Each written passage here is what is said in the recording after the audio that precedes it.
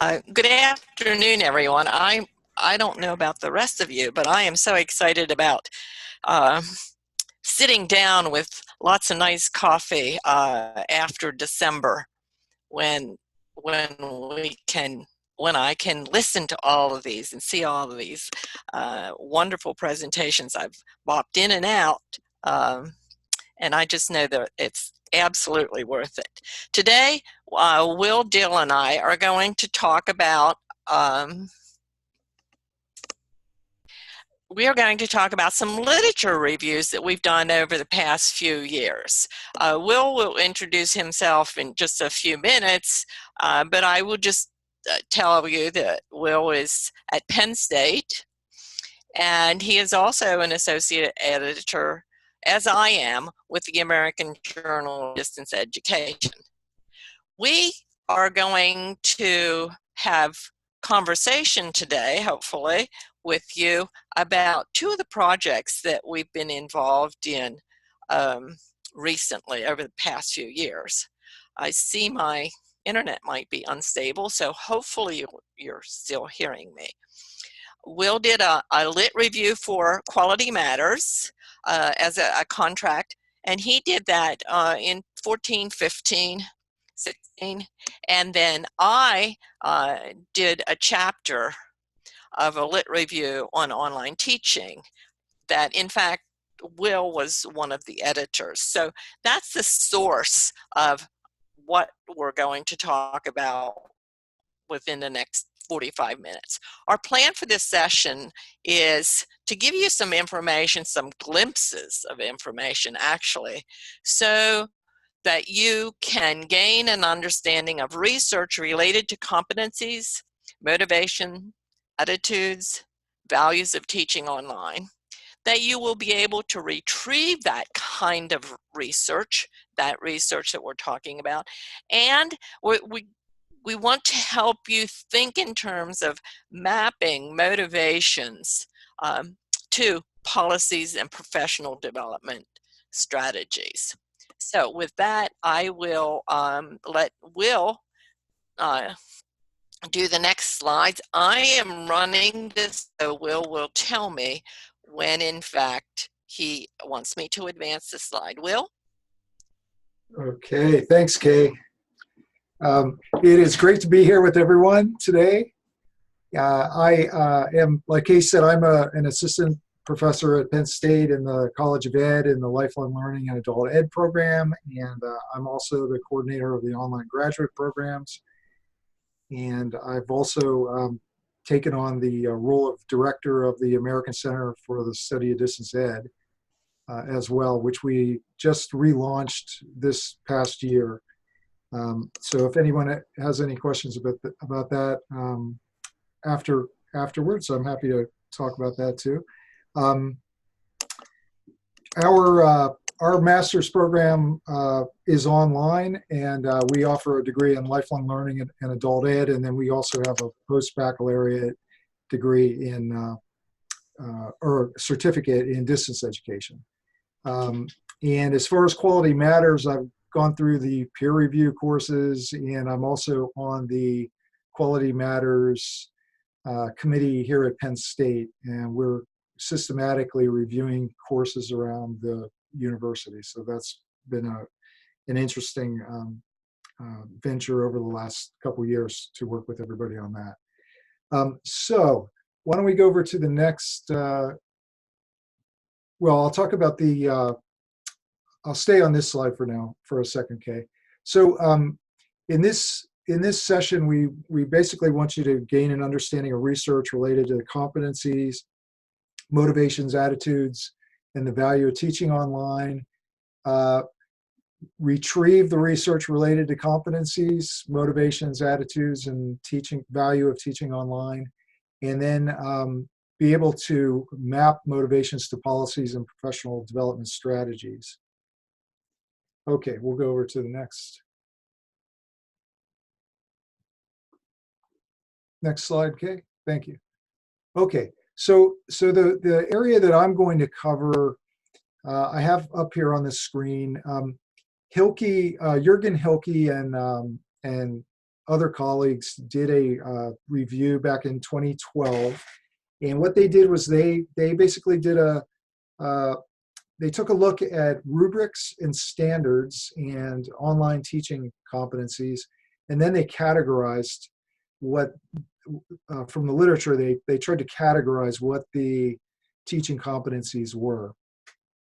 And then, as Kay mentioned, in 2016, I did a follow-up, and I also looked at additional rubrics and standards.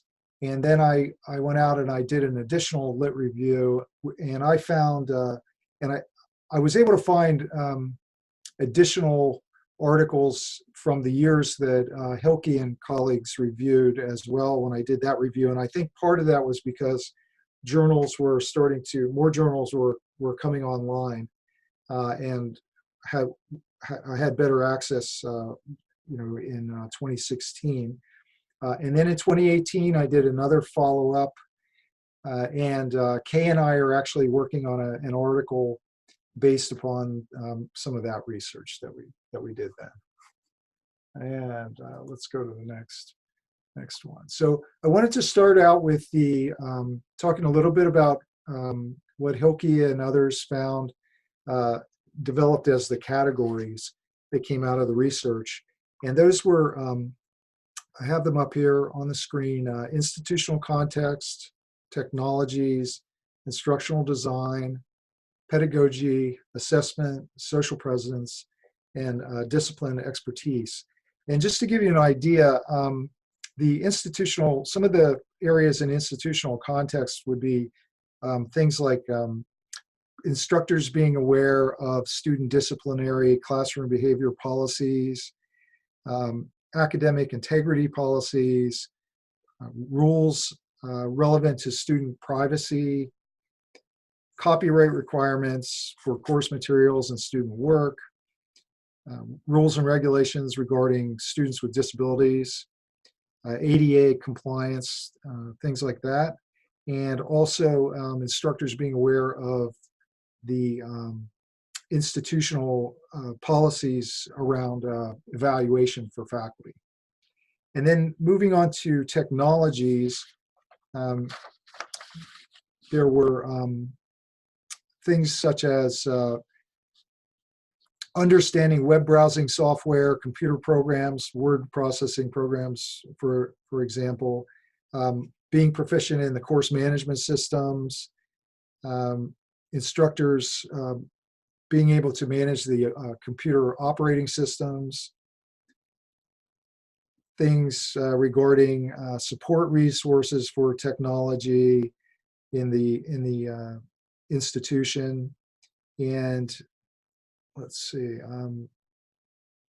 also instructors being aware of the need for equitable and effective access to course technology resources for all students with the diverse abilities.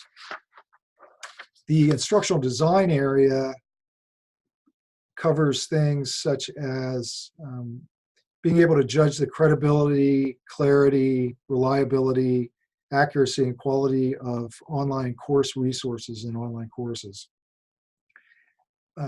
Instructors being able to choose the proper course materials and resources that will lead to the learning process as well.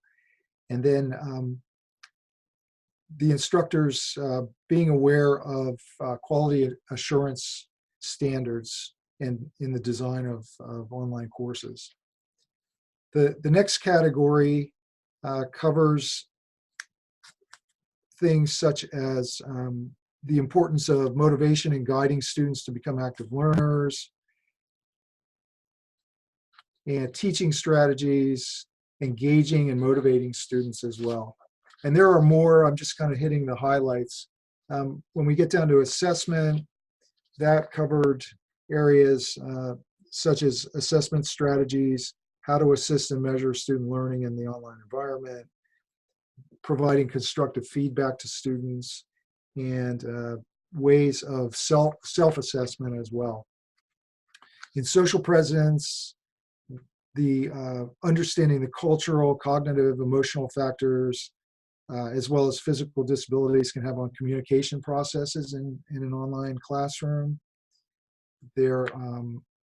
This area also, social presence also covers modeling and guiding communication patterns in the online classroom, and fostering effective instructor-student communication in online classrooms as well.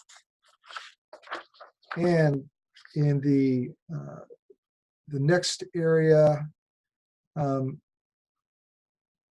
instructors being able to manage conflict resulting from behavior problems in the online classroom, importance of presence through effective communication, and being able to use the media or the technology in order to facilitate the types of discussions that have to be facilitated. Okay, next slide, please. When I did my report in 2016, I looked at over 190 articles, and one of the really interesting things, at least to me, was that these 190 articles appeared in over 120 journals. And I've got some of the keywords that I used when I was doing those searches. So these articles were spread out throughout many disciplines. And I'll give you just a second to look at I'll give you 10 seconds or 15 seconds just to take a look at some of the keywords that I used when I was looking for articles.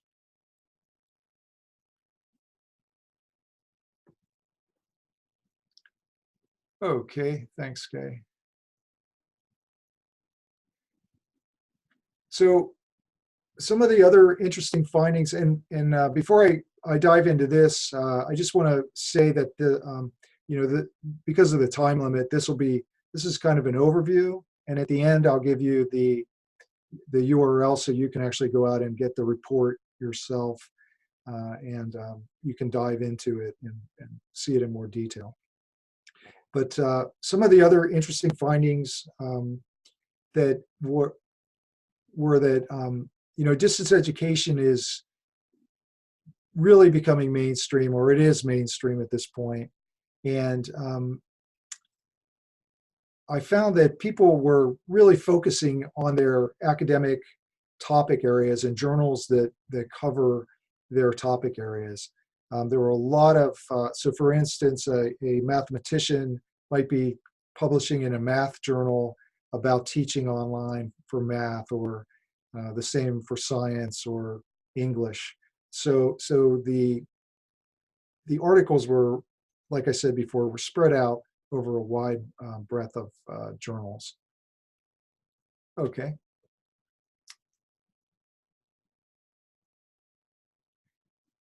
And this just is another, hammering home the point that I just made about this widespread publishing.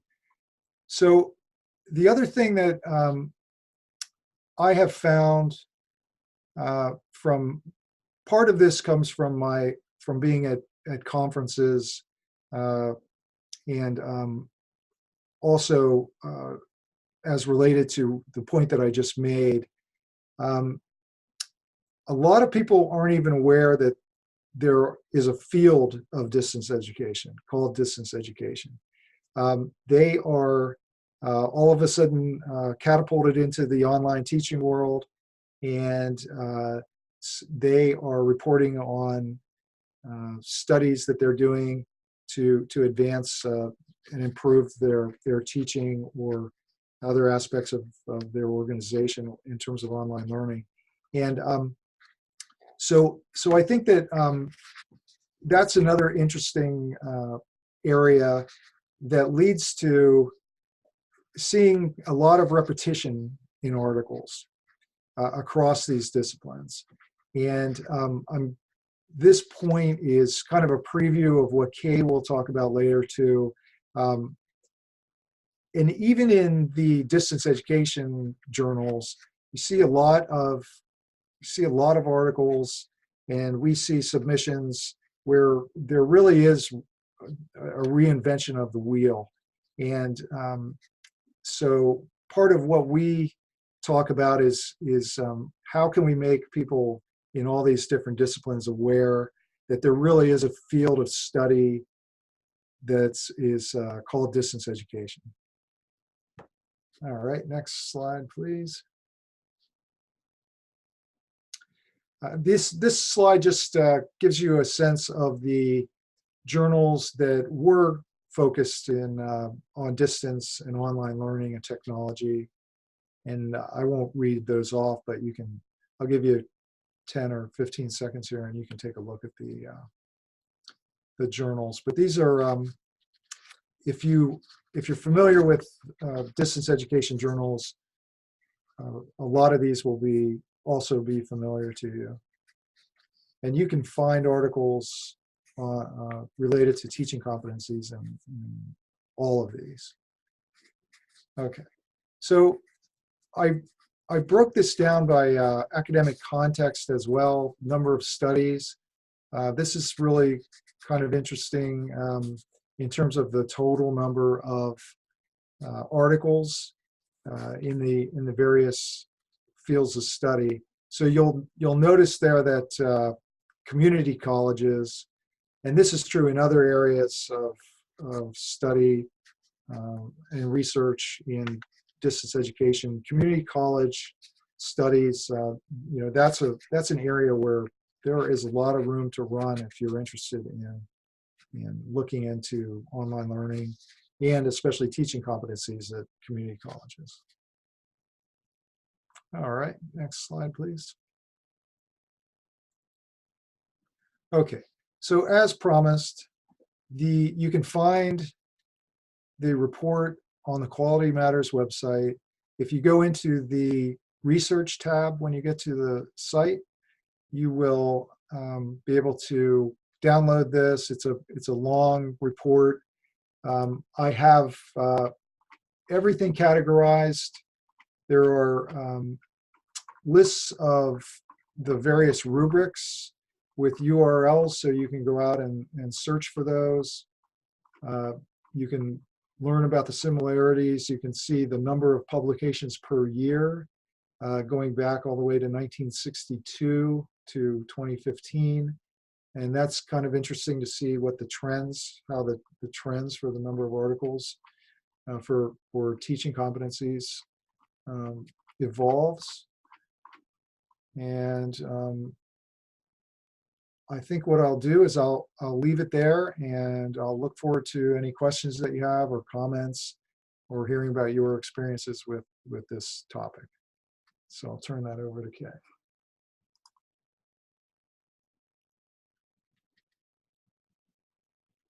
And there's my contact information for you.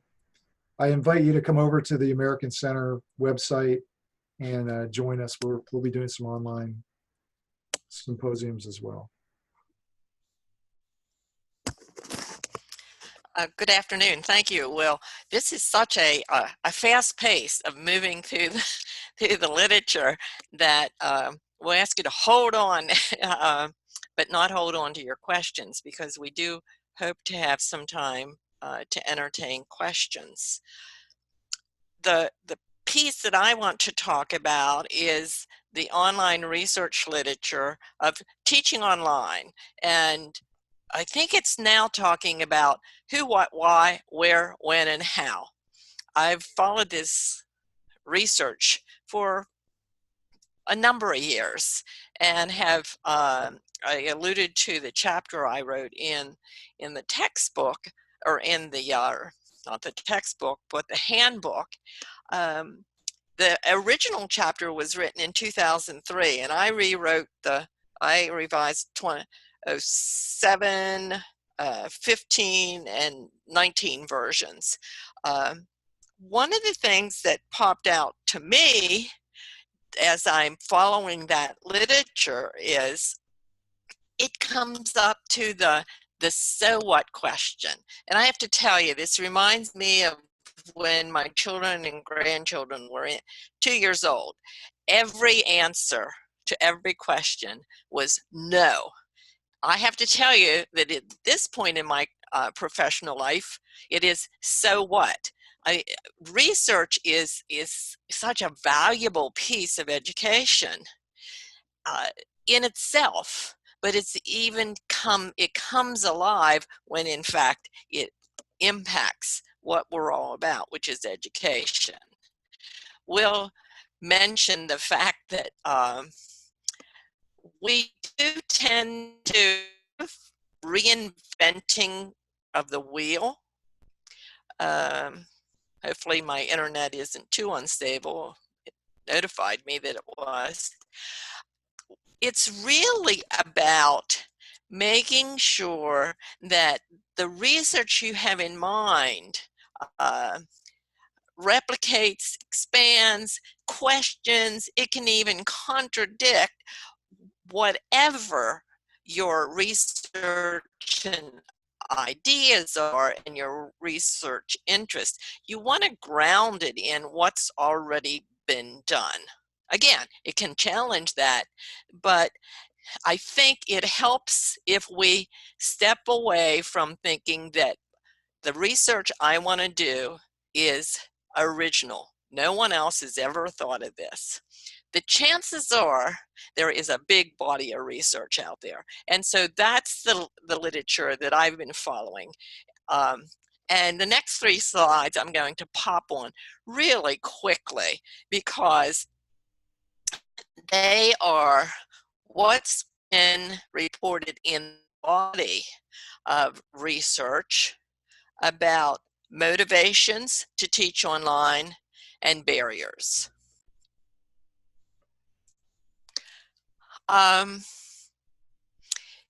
This is just a visual, obviously, a visual of what is seen in the research lit that talks about intrinsic motivators for someone to teach online. And you can see some words were used more often than other. And these themes came out of my analysis. These themes did not come out of the studies themselves, out of my analysis. But probably none of them surprise you.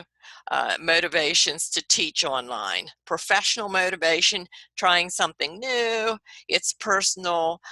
Developing my skills, develop growth, like challenges, engaging students. At the same time, some of the extrinsic, some of those things that interact for sure with our basic core reasons for doing things, they have to do with how things are valued. Opportunities, loyalty to the institution and the department, providing extra service, development. These topics have all been explored. One of the things that becomes real evident when you're reading the lit is actually, even if you read the popular literature, why don't people want to teach online? Well, it's because it lacks something. It lacks incentives, rewards, rigor, compensation time, policies. All of these themes that I've pulled out are detailed in the chapter, and there are the references are provided, but I wanted to give you just a snapshot of what we see. Now, does any of that sound familiar to you, or is this just really, too strange? I see a question here that did you see any differences between instructors versus tenure-track faculty teaching online in terms of attitudes and behaviors? We could talk about this for a long time. One of the things that I want to how I'll answer that right now, is make sure when you're reading a study, you know who's responding. Because in some of these studies, and sometimes in the ones that get put in the professional press, the faculty aren't asked necessarily about their reasons and motivation, but administrators are. And administrators are asked to think why faculty don't want to teach online and what the barriers are. So when you look at studies, make sure that you figure out who's answering this. But yes, the literature is, the body of literature is fairly sophisticated in breaking down and attending to some of these questions. As a matter of fact, I'm going to jump right to the next slide, because in continuing the answer, one of the things that, or two of the things that came out of my analysis was online learning is mainstreaming. And it's a working assumption now when I read the lit, not that some people are still doing the studies about what motivates people to teach online. Those studies are still being done, but as people get familiar with that body of literature, they're moving deeper. But one of the working assumptions to me, and it became my context for understanding online teaching, thus I changed the title of the chapter, which had originally in 2003 up to 2004 been Faculty Participation in Online Learning. And so I changed the title to be more reflective in what I saw happening, that it was being mainstreamed. The other thing I saw was teaching. Now, there weren't studies on this necessarily, but a theme that rose up reading the studies is teaching online has become, depending on where you are, motivation and satisfaction with teaching. I'll repeat that. Motivation and satisfaction of teaching online have been studied at a deeper level of career types and characteristics, and this gets back to part-time, full-time. The motivations have been tied to career types and characteristics. Some of the research is now looking at motivations and satisfaction related to recruitment and retention of faculty. It's increasingly being connected to, correlated with teacher values and attitudes toward pedagogy and professional development, which I did not do an in-depth study on professional development related to who's teaching, who, why, and where, and how is teaching online. But those two pieces of literature, those two fields of literature certainly blend a lot. Let me move to the next slide so we can have some time to talk. What's happening again in the literature that I was seeing is that the motivations are being related more to belief systems. If faculty don't see, if a particular faculty person, instructor, does not see some intrinsic value in doing online teaching and learning, then they'll likely be discouraged, and they might focus on all of the lacks, all of the reasons why they don't want to teach online. So just a second here, we end up with some really nice pieces of literature that can be woven together, I think. Some of it is related clearly to online teaching and learning. Others is about understanding faculty, instructors, values, how they value improving their own teaching and learning. So we have a couple, actually we have 3 sort of categories. Probably don't need to say much about champions. I mean, I happen to think the champions are in the room right now. You know, excited, networking, student-focused pedagogy. Another sort of group of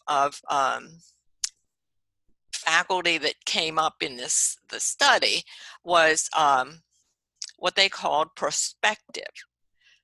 That is those people who see faculty who see some promise, willing to explore a little, some promise. And then there's the slipping into the opponents, which is a big category, but I want to call your attention to what we have on here, the skeptics, because in this study, that was the largest group. 26% of the faculty, the instructors responding to this were skeptics. Not quite sure, but still somewhat interested in improving their own online teaching. And then there are the opponents, and they are principled opponents usually, and they in fact are skeptics of anything that's new in pedagogy and focused on their own research. This is the smallest group.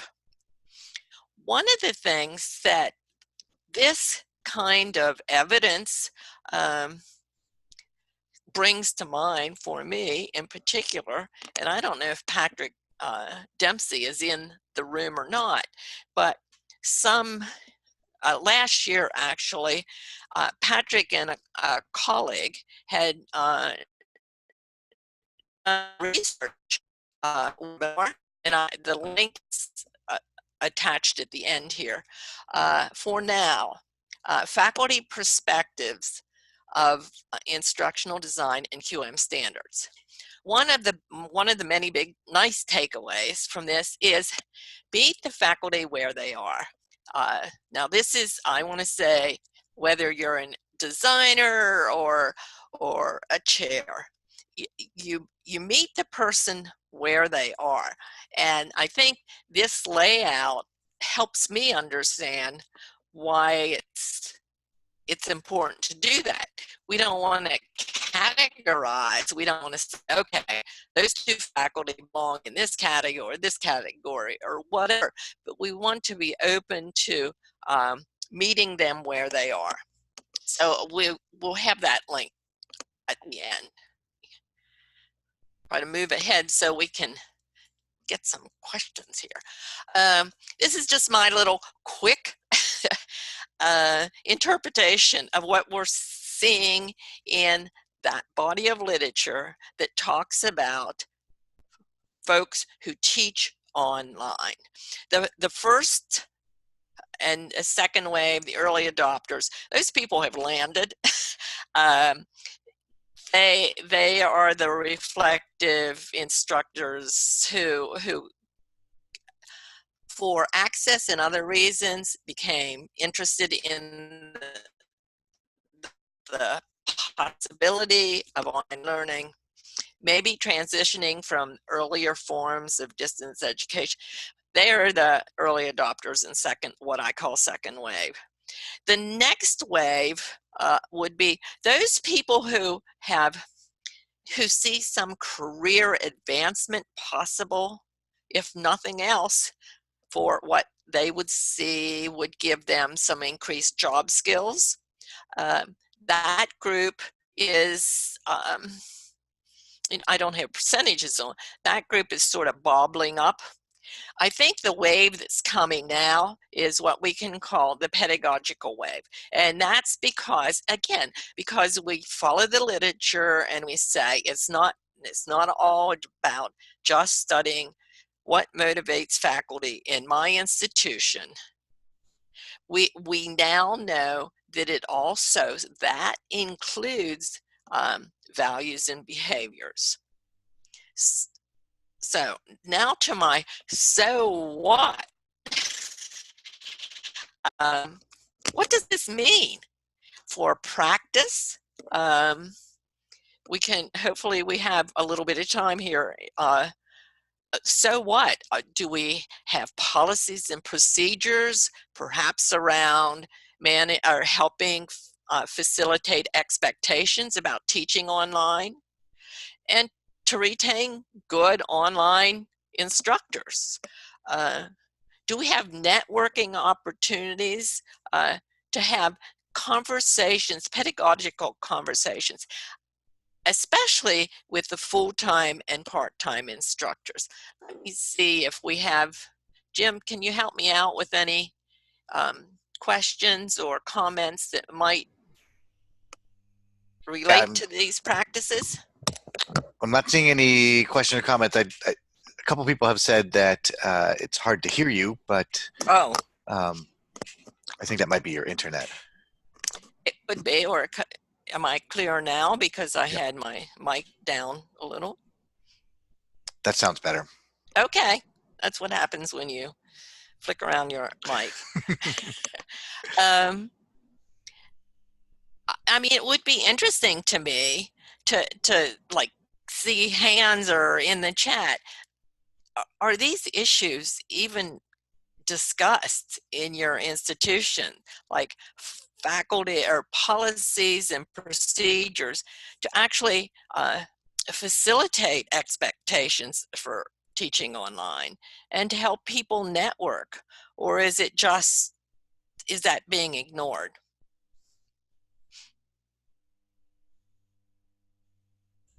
I see, let me look here in the chat. Yeah, if people want to put information in the chat, that would be great. Oh, I think that's where some information is coming.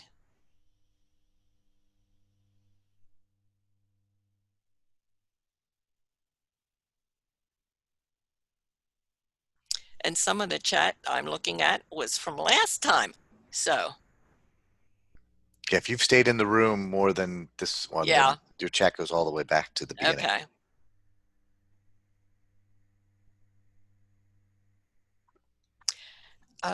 Here are some. We've been adding PD that introduce procedures. We've developed a faculty community of practice, but it has been difficult to maintain.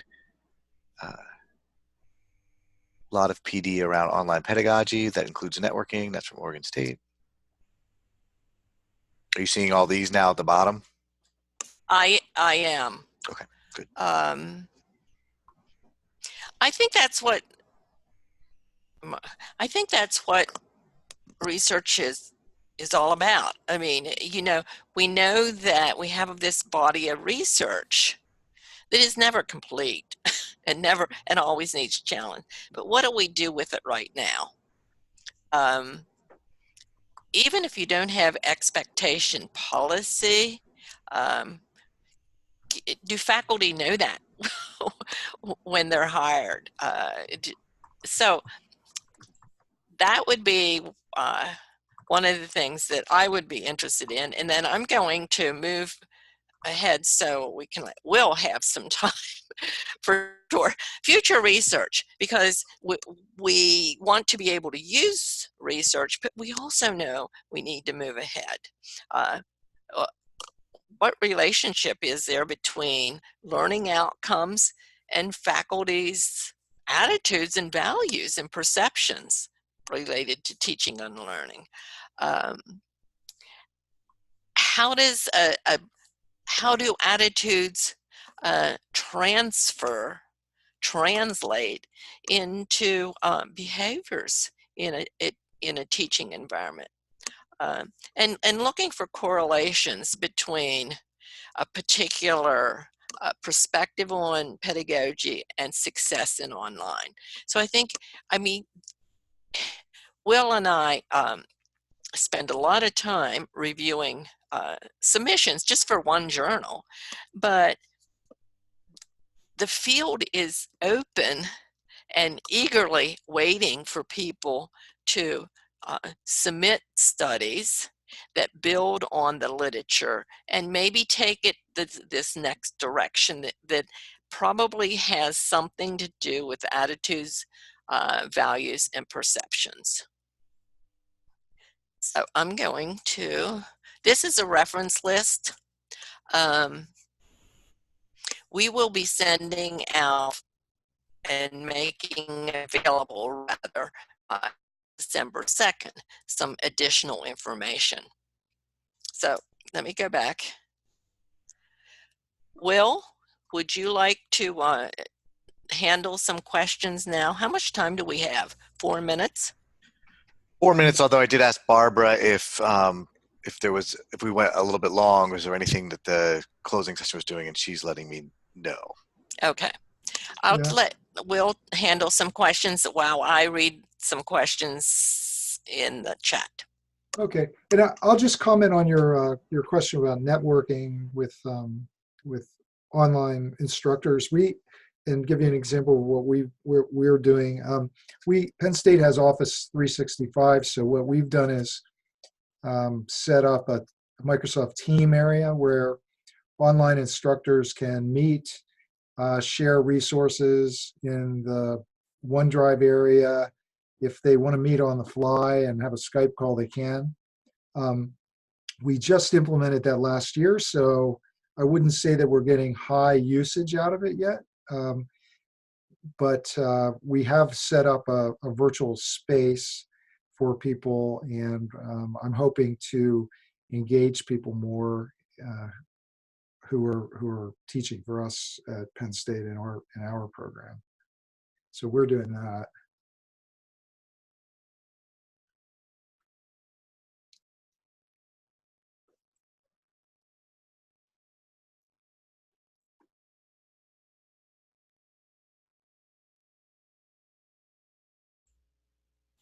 Yes, I don't know if there are more questions now. We still have a couple of minutes, and then we do have we will be waiting. So if people have, we can always take a couple more minutes before we have to jump over to the closing.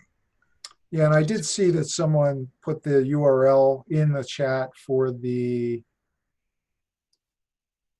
report that I was talking about earlier. I'm going to copy that. I'm going to paste it in here to the message area again so that you have it in case you need it. I just pasted it in there for you. Just scrolling through the questions in chat, it is complex, it is trying, it is rewarding, it is all of those things because we're dealing with human beings in trying to get the conversation going. My takeaway from the literature is the conversation isn't so much about what motivates you. It's about, not that that's a bad question, but because of the body of the literature, the motivations are tied to these attitudes and perceptions and perspectives of the relationship between a student and a teacher. In our case, we're looking at online. So the more we can help keep that kind of conversation open, the better. I see that. There were 2 additional questions that came up Okay. in the Q&A. Did you see those? I can read them, or Yes. Would you read those?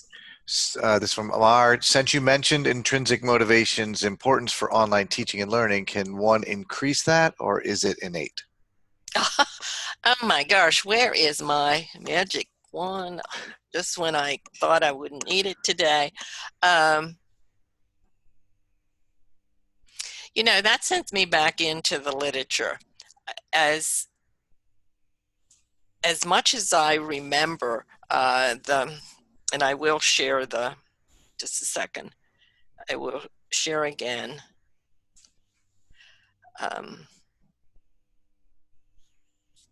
the reference list. I'm thinking in terms of what was written in the McGoldrich Pratt, I can't remember, pull it off. They're pretty much related to personal values, but those personal values are about teaching and learning.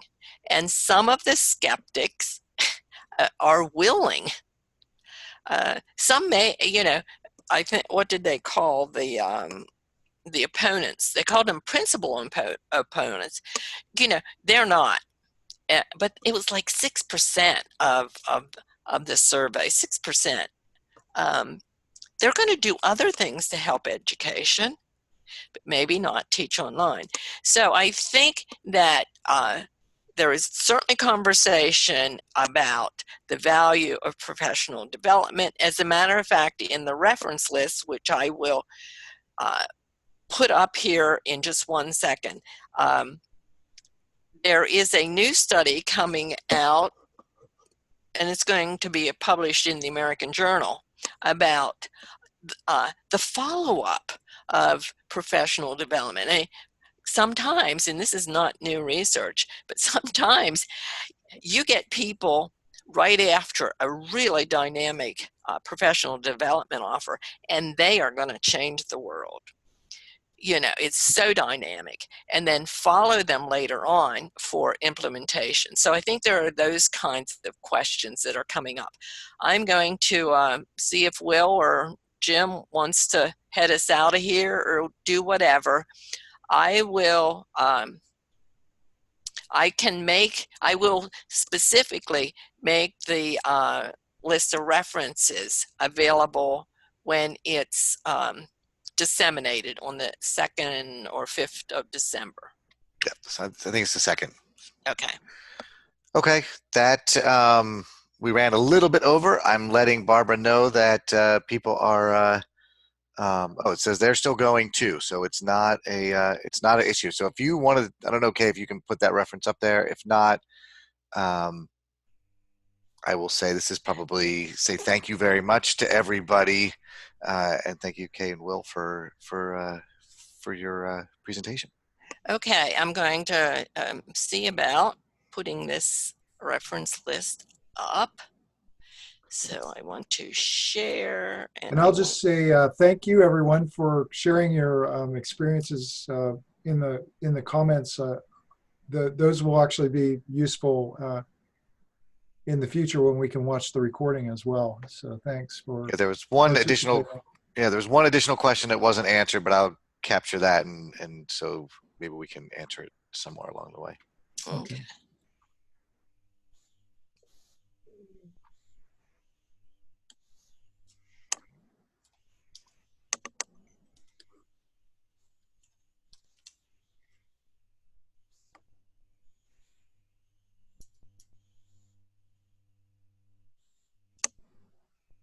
Okay, I don't know if you're getting there. We're having people go, so if it doesn't show, that's fine. We can it'll pop up there, and we can link to it. Yeah, I think that might be the better thing to do. Till I find it, everyone's gone. Okay. Well, thank you, everybody. I'm going to stop the recording, and we can head over to the other room. That URL is up a little bit in the chat, and that'll be starting in a minute. Okay, thank you. Thanks, Phil. Thanks, Kay.